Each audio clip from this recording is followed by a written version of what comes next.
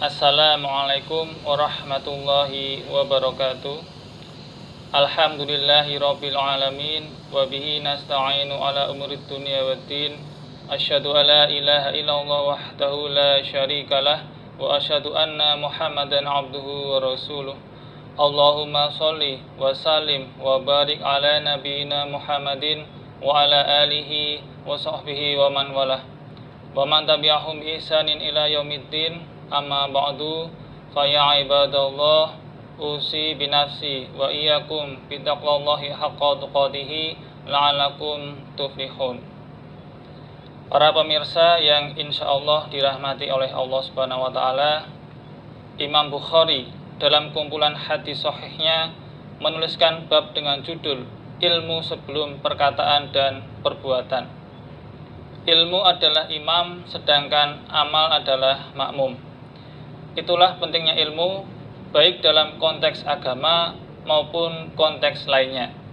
Maka dari itu, segala sesuatu menjadi mulia dan istimewa bila terkait erat dengan ilmu. Rasulullah SAW bersabda, barang siapa yang Allah kehendaki kebaikan untuknya, maka Allah fahamkan ia dalam urusan agama. Hadis Bukhari dan Muslim. Untuk fikih, terdapat fikih untuk kondisi normal dan untuk kondisi tidak normal.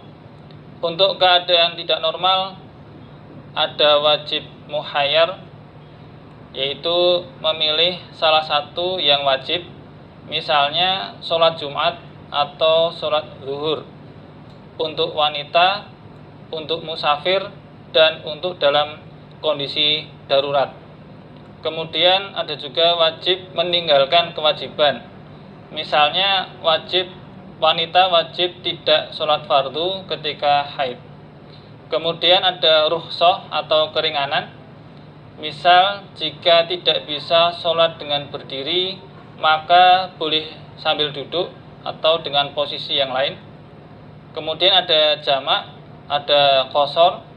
Kemudian puasa diganti di hari lain, puasa diganti dengan fidyah. Kemudian yang lainnya. Kemudian ada juga fikih dalam kondisi darurat. Misalnya boleh memakan daging babi untuk bertahan hidup. Kemudian ada juga fikih di masa wabah seperti pada COVID-19 sekarang ini, dan fikih lainnya yang dapat digunakan pada kondisi tidak normal. Kemudian kita juga harus memahami bahwa berbagai macam mazhab, sehingga tidak mencela amalan seseorang yang berbeda dengan kita, tetapi ilmunya sama-sama benar. Sebaiknya kita melakukan tasamuh atau toleransi terhadap perbedaan-perbedaan itu selama tidak menyimpang. Artinya selama dalil yang digunakan sesuai dengan Al-Quran dan As-Sunnah. Perbedaan-perbedaan yang ada pada mazhab bukanlah bid'ah, karena semua pendapat tersebut ada contoh dan atau ada dalilnya. Hanya saja berbeda pada apa yang diambil. Mazhab adalah cara memilih satu di antara alternatif-alternatif. Misalnya masalah bismillah pada Al-Fatihah di dalam sholat. Bismillah pada Al-Fatihah di dalam sholat itu ada 4 cara, yaitu dibaca keras atau jahar yang dipilih oleh Imam Syafi'i, dibaca lirih atau sir yang dipilih oleh Imam Ahmad bin Hambal, tidak dibaca sama sekali yang dipilih oleh Imam Abu Hanifah dan Imam Malik, serta dibaca pada rakaat pertama saja. Keempat imam tersebut bermanhaj salafi. Tidak mungkin mengaplikasikan 4 cara membaca bismillah yang telah disebutkan tadi secara bersamaan dalam satu sholat. Dari segi mazhab, NU bermazhab Syafi'i, sedangkan Muhammadiyah menggunakan metode tarjih, yaitu mengambil pendapat yang terkuat. Kemudian di Timur Tengah banyak yang bermazhab Hambali, Mesir kebanyakan bermazhab Syafi'i, Afrika Utara kebanyakan bermazhab Maliki, dan India Pakistan kebanyakan bermazhab Hanafi. Kemudian untuk masalah tajdid, yaitu dalam arti pemurnian dan pengembangan, maka NU, Muhammadiyah, dan Jamaah yang lain, meskipun sama-sama Ahlus Sunnah wal Jamaah, tetapi terkadang memiliki pandangan yang berbeda tentang mana yang harus dimurnikan dan mana yang harus dikembangkan. Kemudian NU, Muhammadiyah, dan beberapa Jamaah lain di Indonesia juga merupakan Ahlus Sunnah wal Jamaah dan bermanhaj salaf, yang berarti lampau. Maksudnya dalam beribadah merujuk pada masa lampau, yaitu Nabi Muhammad SAW. Oleh karena itu, mengikuti pengajian jangan pindah-pindah mazhab atau jamiah. Kalau dasar keagamaannya tidak kuat, nanti malah bingung sendiri. Berpindah-pindah mazhab atau jamiah boleh dalam rangka mengetahui semua alternatif untuk bertoleransi dengan muslim yang lainnya. Para pemirsa yang insya Allah dirahmati oleh Allah, sebagai penguat, simaklah 3 cerita berikut ini. Cerita pertama, setelah Amr bin As masuk Islam 3 bulan, Nabi SAW membentuk pasukan untuk menyerang salah satu suku besar Arab yang dasarnya memang ingin menyerang Madinah dengan hanya sekitar 300 pasukan. Padahal suku ini kalau menyerang Madinah bisa mengalahkan Madinah. Amr bin As oleh Nabi SAW dijadikan pemimpin perang, dan di dalam pasukan tersebut ada Abu Bakar, ada Umar, ada Utsman, dan ada Ali. Dan pemimpin perang tidak boleh dimaksiati. Dia bilang berhenti, ya berhenti. Dia bilang makan, maka makan. Dia bilang perang, perang. Dia bilang pulang, ya semua pulang. Pada waktu itu tempatnya jauh dan dingin, menusuk ke tulang. Pergilah mereka ke sana, perang dan berhasil menang. Musuh kocar-kacir. Tetapi selama itu ada intrik antara Amr bin As dan Umar, di mana Umar komplain meskipun tetap taat, yaitu mereka tidak boleh menyalakan api padahal semua kedinginan. Kemudian yang kedua, Amr tayamum meskipun dia junub dan menjadi imam sholat, yaitu pada waktu sholat subuh, padahal ada Abu Bakar, ada Umar, ada Utsman, dan ada Ali yang tentu saja hafalannya lebih banyak dan bacaannya lebih bagus mungkin daripada Amr bin As. Karena Amr bin As pada waktu itu adalah pemimpin dan tidak boleh mengejar musuh yang lari pada waktu itu, padahal musuh sudah kalah. Nah, setelah pasukan pulang ke Madinah, baru saja turun dari kuda, Umar langsung protes ke Rasulullah. Lalu Nabi SAW bertanya di hadapan mereka semua, "Hai Amr, keluhan sudah sampai kepadaku, apa jawabanmu?"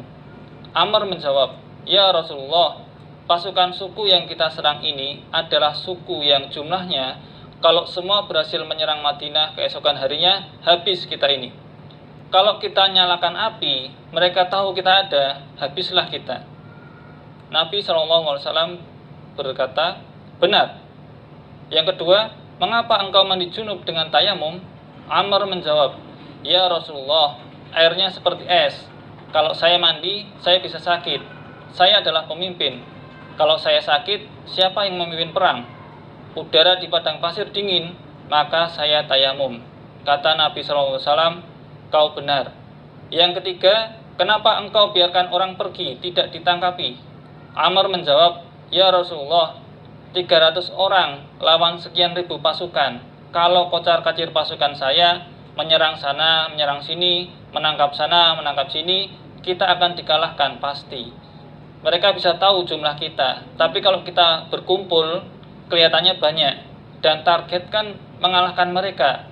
Mereka sekarang sudah takut, toh ghanimahnya sudah ada." Kata Nabi SAW, "Kau benar." Maka perhatikan bagaimana Nabi SAW memilih seseorang sesuai dengan konteks dan keahliannya, tidak melihat senior junior. Dan di situ terdapat contoh bagaimana memilih fikih sesuai dengan konteksnya, tidak selalu menggunakan fikih dalam kondisi normal. Cerita yang kedua, di dalam Al-Kahfi ayat 67 dan 68 diceritakan perkataan Nabi Khidir alaihissalam kepada Nabi Musa alaihissalam sebelum memulai proses berguru Nabi Musa alaihissalam. Sesungguhnya kamu sekali-kali tidak akan sanggup sabar bersama aku. Dan bagaimana kamu dapat sabar atas sesuatu sedang engkau belum mempunyai pengetahuan yang cukup tentang hal itu. Saya garis bawahi, dan bagaimana kamu dapat sabar atas sesuatu sedang engkau belum mempunyai pengetahuan yang cukup tentang hal itu. Dan benar saja Nabi Musa alaihissalam tidak mampu bersabar ketika Nabi Khidir alaihissalam merusak kapal yang mereka tumpangi, membunuh anak muda yang kafir, dan menegakkan dinding sebuah rumah. Di dalam Al-Kahfi ayat 79 sampai 82, Nabi Khidir alaihissalam menjelaskan alasannya.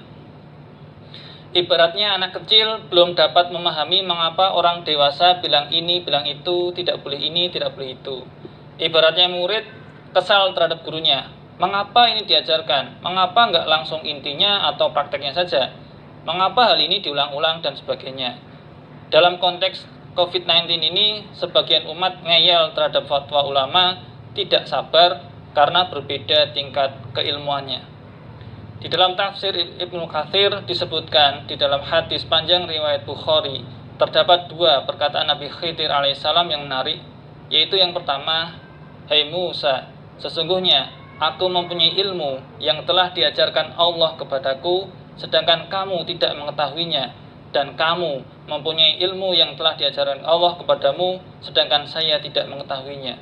Dan yang kedua, tiadalah ilmuku dan ilmumu dibandingkan dengan ilmu Allah, melainkan seperti kurangnya air laut ini oleh apa yang diminum oleh burung pipit ini."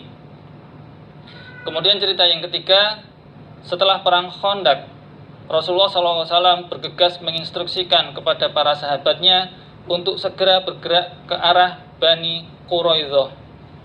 Bahkan di dalam hadis riwayat Bukhari, Rasulullah SAW bersabda, "Janganlah ada satupun yang sholat asar kecuali di perkampungan Bani Quraidah." Maka kita perhatikan, sama-sama sahabat Nabi SAW, sama-sama orang Arab, dan sama-sama mendengar sendiri dari lisan Nabi SAW, tetapi mereka sepakat untuk berbeda pendapat. Ada yang sholat pada waktunya meskipun belum sampai, dan ada yang sholat setelah sampai meskipun sudah lewat waktunya. Tentu saja karena masih ada Nabi SAW, mereka mengadu. Apa kata Nabi? Yang sholat pada waktunya ahsanu fi fahmihim, bagus pemahamannya. Yang sholat di tempat ahsanu fi ta'atihim, bagus kepatuhannya. Kalau konteks sekarang menggunakan ijtihad, karena sekarang kita tidak mungkin bertanya kepada Nabi SAW. Sekian, wallahu a'lam bishawab. Semoga bermanfaat. Wassalamualaikum warahmatullahi wabarakatuh.